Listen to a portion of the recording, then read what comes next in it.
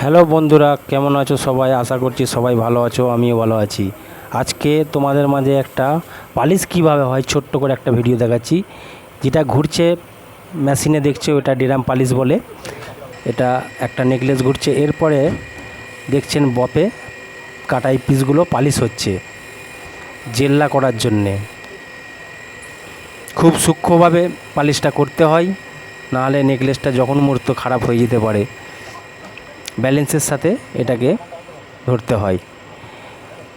আমার যে ভিডিওগুলো দেখছেন, পরবর্তী ভিডিও দেখার জন্য চ্যানেলটিতে সাবস্ক্রাইব করে রাখবেন, পাশে থাকা বেল আইকনটি বাজিয়ে দেবেন। লাইক শেয়ার কমেন্ট করবেন। পরবর্তী নেক্সট ভিডিও দেখার জন্যে চ্যানেলটিতে একটু ফলো করবেন। ধন্যবাদ।